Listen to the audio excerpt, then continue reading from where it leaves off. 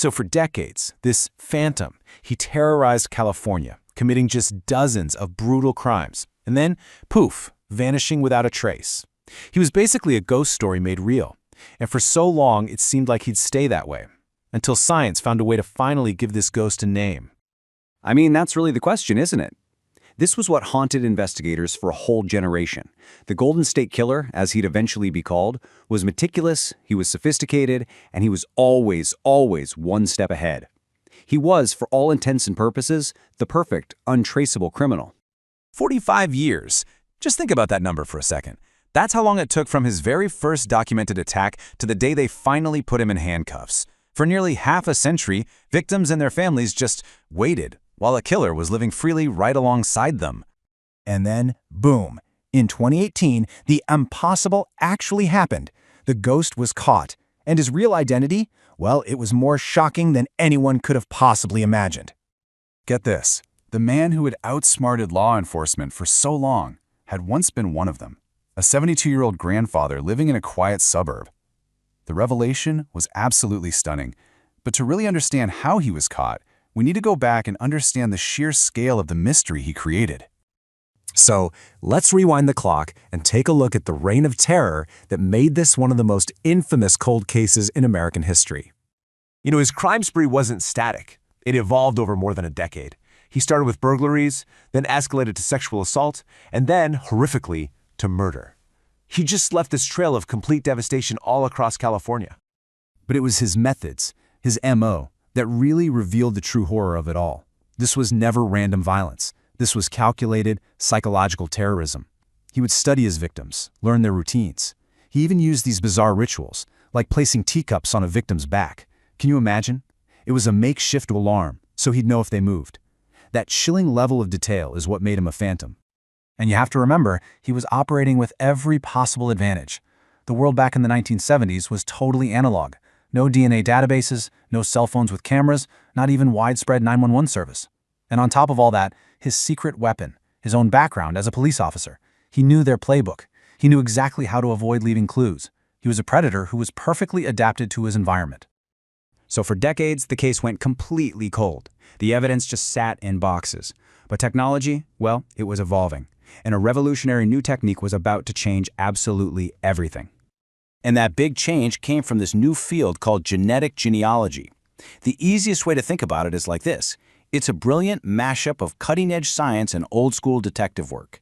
Investigators take the killer's DNA from the crime scene, but instead of looking for him, they look for his family. Okay, so the process here was just incredible. First, they managed to create a genetic profile from that old crime scene DNA.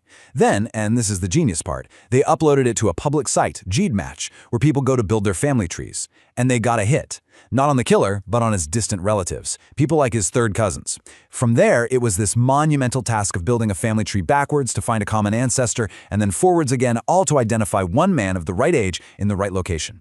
And it all pointed to James DeAngelo. As the lead prosecutor, Anne-Marie Schubert, put it, the odds were just astronomical. I mean, they were searching for one single person out of millions connected by the faintest possible genetic threads. And they found him. So you might be wondering, wait, why couldn't the police just use their own DNA database, CODIS? And that's a great question. The answer is pretty fascinating. See, CODIS is like looking for an exact fingerprint match. It's incredibly powerful if your suspect is already in the system. But if they're not, it's a dead end. Genealogy sites work differently. They use way more data points, these things called SNPs, to find not just the exact person, but their relatives. They couldn't find the fingerprint, but they could find its third cousin. And that was the real game changer. And just to give you an idea of how mind-bogglingly difficult this search was, look at these numbers. You share half your DNA with a parent. By the time you get out to a third cousin, the kind of relatives they were finding, that connection is less than 1%. Think about that. Investigators were working with a genetic signal that was almost statistically invisible. It meant they had to build a family tree with thousands of people, going back generations, all to pinpoint one man based on a tiny fragment of shared ancestry. It is truly one of the most remarkable pieces of detective work in modern history. So after 45 years, the Phantom was no longer a phantom. He was just a man in a courtroom, finally forced to face the countless lives that he had destroyed. He admitted to everything. As part of a deal to spare himself the death penalty, he pleaded guilty to 13 murders and acknowledged his responsibility for a huge web of other crimes that were simply too old to be prosecuted. At his sentencing, after days of just gut-wrenching testimony from his victims and their families, DeAngelo offered this apology to the court. But the judge's words, while they echoed the feelings of a community that had been terrorized for decades, in the end, there was no mercy for the man who had shown none. 11. That's the number of consecutive life sentences he received on top of all the other terms, making sure Joseph James DeAngelo would die in prison. Justice, delayed for 45 years, had finally arrived. The Golden State Killer case was a massive triumph for justice, but it also opened a kind of Pandora's box. The very same technology that caught a monster is built from the DNA of millions of ordinary people just looking to trace their family tree. And it leaves us with this really critical question for the future. In the hunt for monsters, what's the price of our privacy?